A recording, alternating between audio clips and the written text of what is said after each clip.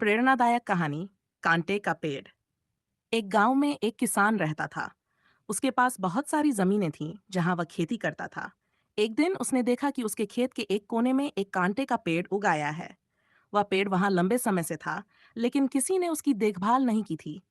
किसान ने सोचा, यह पेड़ बेकार है, इसके कांटे ही कांटे हैं, इसे उखाड़ देना चाहिए। फिर भी किसान ने उस पेड़ को नहीं काटा और सोचा कि कभी इसके बारे में कुछ करेगा। समय बीतता गया और एक दिन गांव में सूखा पड़ गया। फसलें सूखने लगीं, पानी की कमी हो गई और किसान परेशान हो गया। उसकी सारी मेहनत पर पानी फिर गया और वह अपनी फसलों को बचाने के लिए संघर्ष कर रहा था। इसी दौरान किसान का ध्यान फिर से उस कांटे वाले पेड़ पर गया। उसने देखा कि वह पेड़ सूखे के बावजूद हरा भरा था।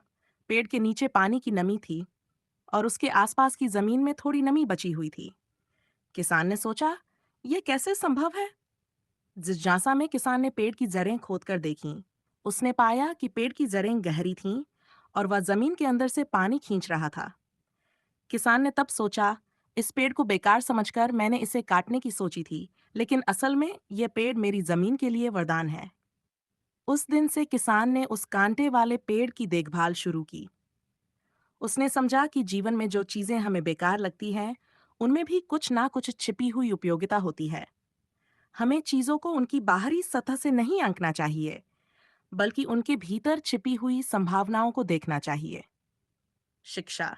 कई बार हमें जीवन में मुश्किलें या निराशाजनक परिस्थितियां मिलती हैं, लेकिन हर कठिनाई के पीछे एक अवसर छिपा होता है। हमें उन अवसरों को पहचानना चाहिए और धैर्य के साथ आगे बढ़ना चाहिए।